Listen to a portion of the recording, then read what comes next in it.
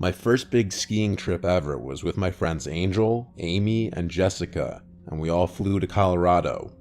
We all rented an Airbnb in the town of Snowmass, right by Aspen Mountain Ski Resort. I had only been snowboarding one other time in my life at this point, and that consisted of riding down the bunny hill over and over. I was pretty bad. First thing we did from the airport was Uber straight to the Airbnb. It was a spacious 4-bedroom house. It had a huge deck with a hot tub on it overlooking the Colorado countryside. Since it was nighttime already by the time we got there, we went out to some local bar on the first night, which was a Thursday. The next day we went straight to the mountain via Uber. We got our rental equipment at the mountain to make things easier. It actually wasn't super crowded on the first day, probably because it was a work day. The next day it got a lot more crowded. For some reason, I just couldn't really get the hang of it. I couldn't make it down a slope without falling at least a few times. At a certain point, I was so fed up that I just sat on the side of a slope to catch my breath and take a break. Meanwhile, a bunch of people zoomed past me, even little kids that made it look easy. Then came this man who seemed like he didn't really know what he was doing either. He came up to me and asked if I'm okay, and he started trying to make conversation with me. It was the weirdest spot to make conversation, so after a few seconds of answering his questions, I got up and said nice talking to you, and resumed trying to snowboard down the mountain. This mountain was a blue run, meaning it was a longer slope to get down and slightly more difficult than a green. I stopped again a little further down the mountain to take another break. I really wasn't having fun. To my dismay, I saw that guy from before approaching me again. He was inching closer to me with the same struggle I had been dealing with. He stopped right next to me and unstrapped from his snowboard, then sat a few feet from me. He started talking to me about how he's not used to so many pretty girls like me being here. This was super weird because I had on a ski mask and helmet. My face was practically covered. He asked who I was here with. I lied and said my boyfriend. He laughed and said he saw me come here with all girls. I looked at him and said ew really loud, and then got back on my snowboard and continued down the mountain. It's weird, but I snowboarded better than I ever had in that moment, perhaps because I had the proper motivation to just get down the mountain. When I got to the bottom, I immediately went to the lodge and sat at one of the tables, calling each of my friends. Amy was the first one to pick up. I explained what just happened and asked her to just come sit with me. A few minutes later, I saw her walking over to me. I had already texted our group chat saying we should leave. It was already around 3 o'clock anyway, we'd been there a few hours. When Angel and Jessica finished whatever run they were on, they met us back at the lodge. We returned our rental gear and then Ubered back to the Airbnb. We all showered and changed and then headed out to the village for dinner. We then went out to a few of the local bars afterward, and we got decently drunk. When we came back to the Airbnb, we all four went into the hot tub on the deck and drank more alcohol. After a while of that, we all eventually went to our rooms to go to sleep.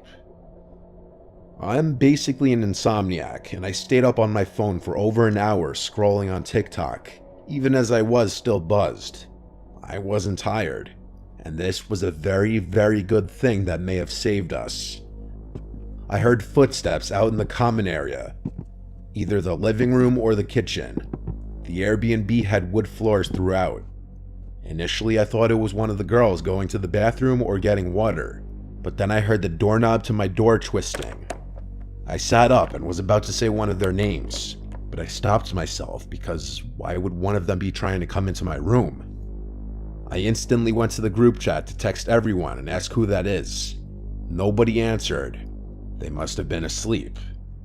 I tiptoed to the door and put my ear up against it. I heard footsteps moving around. When it went quiet, I ever so quietly unlocked the door and twisted the doorknob. I pushed the door open as gently as I could, and I peeked into the living room. I looked from corner to corner until I saw a tall black silhouette walking from one door to the other. It was a man for sure.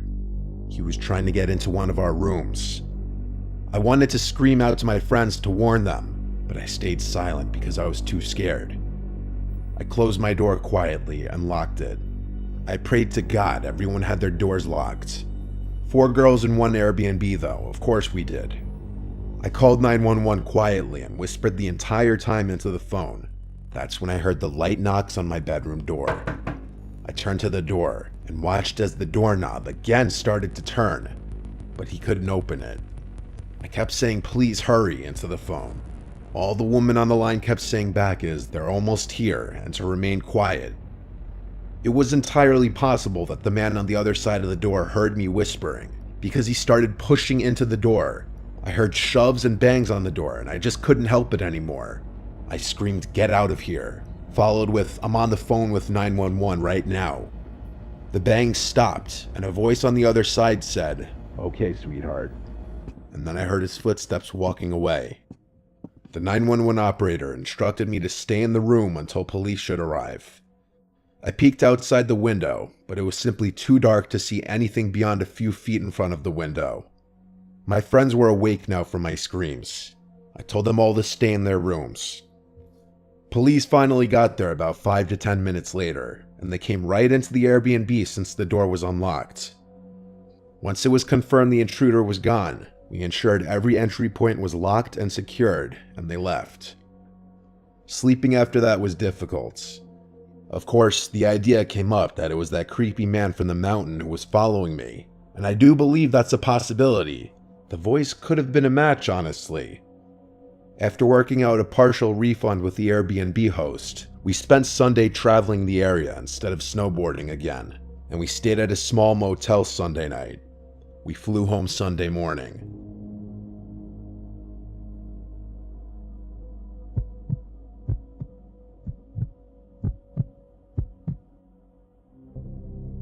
Whenever I was scared as a kid, my dad had always told me in life that you should not be scared of ghosts, fear the living because they can actually hurt you. In my late teenage years, I came into some money after my father committed suicide and I received an inheritance from him. At the time of my dad's passing, he and my mom owned a cabin up in Oregon by Mount Bachelor. The cabin had been put up for sale since my mom could no longer afford the payments, and renting it out was not covering the payments either. The cabin was set to go on the market for sale in less than a month, and was in the process of finalizing all the paperwork with the realtor and lawyer. So for that month's time, the cabin was not going to be rented out any longer and was just going to be vacant. I saw this as a chance to get away for a while and clear my head in light of all the things going on. I quit work, packed up my snowboarding gear, grabbed my dog Midnight, and headed up in my dad's car to the cabin. My first 2 days at the cabin were normal, and nothing out of the ordinary happened. I spent my days playing with Midnight in the snow and snowboarding, and the evenings playing PlayStation or listening to music, drinking and smoking out on the balcony. I had already stocked up on food, cigarettes, and liquor, so I was pretty much a shut-in aside from the occasional out to hit the slopes. With my dog as company and DVDs, PlayStations as entertainment, I was quite content and started to feel relaxed after all the drama that had preceded my outing. The cabin itself was 2 stories. The bottom story had the living room and a side guest bedroom along with a small kitchen. Upstairs had another 2 rooms along with a walkout balcony attached to the master bedroom. Most of my time was spent either in the living room, kitchen, or master bedroom. I never ventured into the other rooms and always kept the doors leading into them shut. The 3rd day came around and I was going through my usual routine of playing with my dog, playing games, and watching DVDs. That day it was a pretty heavy snowfall, so instead of hitting the slopes, I stayed in. That's when things started getting a bit weird. In our area, there were only 2 other cabins adjacent to ours, maybe a block away from each other. All other cabins aside from these 2 were around a mile away from ours. Surrounding us was mostly forest and very tall pine trees. Both these cabins were empty, and from the past couple of days, I knew that no one was currently staying there. Around midday, while outside with my dog, I noticed what looked like footprints in the snow around the area surrounding our cabin. It was still snowing, so the footprints looked semi-fresh, like someone had just been there in the last 20 to 30 minutes before me. I thought that maybe someone was staying in the cabin near me that I may not have noticed. Maybe they were shut-ins like me. Alright, whatever. The footprints led away from my cabin and they disappeared in the snow towards the denser part of the trees. I disregarded the footprints and went back inside. Nighttime came around and I decided to head to bed. My dog Midnight was laying on the bed with me when I noticed his ears perk up to a listening position. This was followed by him quickly jumping off the bed and running downstairs to the living room. I lay in the bed and stayed silent. I was honestly freaked out. I could hear him moving around downstairs back and forth. After around 5 minutes, he ran back upstairs to me and started to do his doggy dance for the sign that he had to pee or that he wanted to go outside. Shit, well fine, I can't say no to him, so we both went downstairs to the outside driveway for him to do his thing. Only he didn't want to pee. As soon as we were outside, he started to pull his leash, trying to drag me to where he wanted to go. He kept looking into the dense part of the trees where the prints had been earlier, but he also kept sniffing the side of the house and looking up towards the roof. After he figured out that I was not going to go where he wanted, he sat himself down and just stared into the darkness. A bit unusual for him, but alright, maybe there's some forest animals out there that he wants to chase down. But fuck this, I didn't want to chase anything, so I pulled him back inside and we both headed back upstairs. Around half an hour later, I was lying in my bed when I heard what sounded like hooves walking on my roof. It was only a series of around 6 steps, and I rationalized that it could be a pine cone falling from a tree onto the roof, or maybe a kind-hearted forest animal running around. But here's the thing, the steps seemed to be spaced apart like a man-length stride, so it was really freaking me out. Midnight also heard the noise and was quick to run to the balcony screen door, expecting for me to let him out. Alright, you know what? I'm a tough guy, and at the time, I considered myself to be fairly well built and strong enough to handle myself. So I grabbed my coat and shoes along with my cigarettes and flashlight and went out onto the balcony. As soon as I went outside, I lit up my cigarette and started canvassing the roof with my light. Nothing there, and the snow on top was undisturbed. Weird. Was it all in my head? What about Midnight hearing the noise? Maybe he was feeding off my paranoia. I started to calm down and relax again. My eyes started to adjust to the darkness, and I kept smoking and just staring at the stars and trees next to our cabin. That's when I saw it. In a tree that was a little taller than our cabin and around 20 feet from the balcony, I saw what looked like a man crouched in a squatting position in between 2 branches. It looked really tall, like 8 or 9 feet, and it was really fucking skinny. It was squatted on one branch, and its freakishly long, white arms were extended above its head, holding onto the branch above it, while its mouth was wide open with no expression. What the fuck is that? I wasn't sure if I was really seeing this thing, and stood just staring and sat there motionless. I noticed Midnight stand up and start pacing behind me and lightly barking at the same time. The thing still did not move. I put my cigarette out and was debating on shining the light in the thing's direction, but something in my head kept screaming not to. So I walked backwards to the inside of the room and pulled Midnight with me. Once inside, I locked the door and shined the light in the thing's direction, but there was nothing there. I shut the curtains to the screen door and retreated back to bed. But later on in the night, I heard some light tapping at the screen door, like someone was tapping on the glass with their fingers. It was consistent and did not stop for nearly an hour. Midnight seemed to stare at the door, but he wouldn't go near it anymore. The weirdest part was that I had a feeling like someone was inviting me to open that door, but at the same time, I kept hearing my dad's voice in my head, telling me to stay in bed and don't do it. I listened to my dad's voice and just stayed where I was. I passed out eventually and woke up in the morning. It didn't take me long to pack everything and get the hell out of there.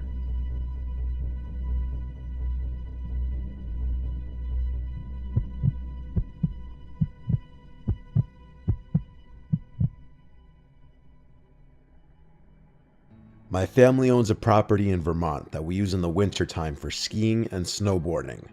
It's at the top of a hill surrounded by woods. The nearest neighbors are up the road, but separated enough where you can't see their houses from our property.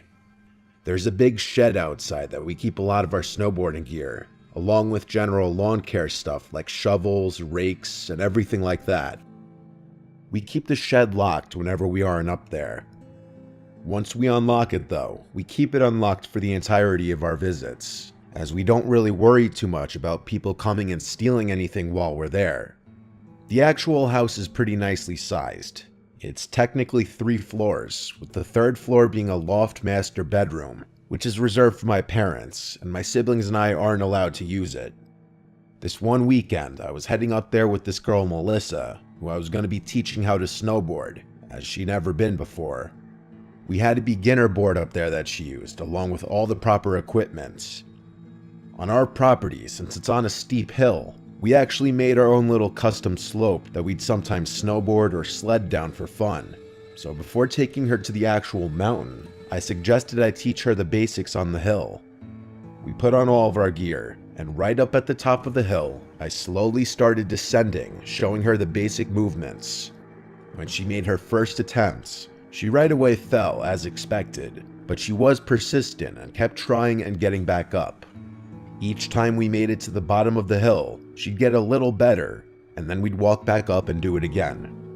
At some point, we both heard a male voice call out from the woods, presumably at us. It said, "Hello." We start looking around, confused as hell. All we saw were a bunch of trees and a white sheet of snow covering the floor of the woods. You'd think it would be easier to spot someone or something when it's just a sheet of white surrounding you. But nope, we didn't see anyone in the woods. I yelled out, "Is someone there?" Nothing now. Just the dead silence of a secluded place in the winter. Melissa and I were slightly disturbed, so we walked back up to the house and went inside. I didn't think it could be the neighbors because I didn't see the driveway to the one we passed shoveled, and the neighbors further up the hill would have no reason to come down like that. I told her it must have been some random person going for a hike in the woods. That was the least scary possibility.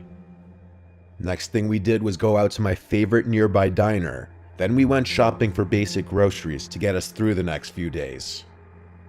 Since it was a bit late now, we were going to spend the rest of the night just chilling at the house. We ate dinner and then chilled by the fire pit out back. At some point, we both heard the distinct sound of shoes stepping in snow not far away. I turned off the music for a second, but with the sound of the crackling fire, it still wasn't dead silence. By this point, whatever we heard stopped. I asked for her phone so I could use both my and her phone's flashlights to point into the woods. Again, like earlier, I called out, "Is someone there?" which scared Melissa. She asked to go inside, so we did. We didn't go back outside that night. The next morning, I woke up to Melissa getting out of bed.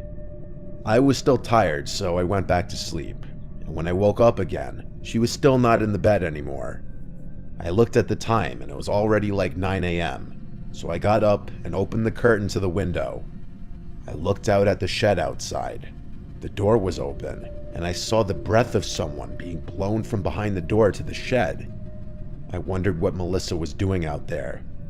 I opened the window and yelled Melissa's name, but when she called back, her voice came from inside the house, right in the living room. I got goosebumps. I kept watching the escaping breath of whoever was in our shed blow out the door. I yelled outside, "Yo, who's in my shed?" And a few seconds later, I shut the window and ran out to the living room to find Melissa watching TV. Or rather now, she was more so just standing in front of the couch, concerned. I looked out the back door and saw the back of somebody dressed in black running into the woods. I looked for my boots, but by the time I put them on, it was too late to chase him. I went to check the shed to see if anything was stolen, but it seemed everything was there. I relocked the shed just to be safe. I saw the footprints of that person lead from the woods to the shed, then back to the woods again. I wasn't about to follow the footprints though. After nerves calmed a bit, we ate breakfast, then headed for the mountain, and we had a whole day of snowboarding. Melissa picked it up surprisingly well, and we plan to have one more day at it tomorrow. After we got back to the house, We cooked a steak dinner, then watched a movie. We didn't want to sit out in the dark again after last night and earlier that day. In the middle of that night, I woke up to Melissa shaking me. She explained why. Then she told me to listen. We sat in silence for about 30 seconds before we heard, "Help me," in a very long, drawn-out voice from outside. Melissa was in hysterics. Then we heard the voice again. I went over to the window, and she begged me not to open the curtain. I said I was just going to take a peek. I gently lifted one corner of the curtain to peek outside. I don't know what I was expecting to see, except for total blackness. I cracked the window open, and a gust of cold air hit me in the face. I listened, intending on getting a better idea of where this voice was coming from, and then I suddenly heard footsteps in the snow, getting much louder very quickly. They were coming toward the window. I quickly pulled it down and relocked it. Whoever it was already saw me though. The knock on the window confirmed it. I looked over at Melissa, who was hiding under the blanket, making faint crying noises. I told her to just stay quiet. Our best response was to not respond or acknowledge them. There was never another tap at the window, nor were there any more calls from outside. It was a long couple hours after that of not sleeping. Eventually though, we got so tired that we did end up just falling asleep.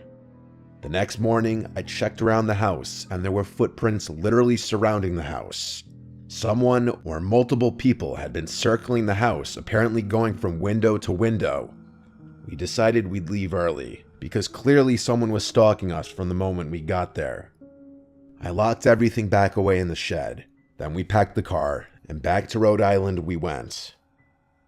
For those curious, nothing was broken into or stolen the next time any of us went back up there. So truthfully, I don't even really have a guess as to what that person out there wanted, but it was most definitely the same person stuck in the house from the moment we got there.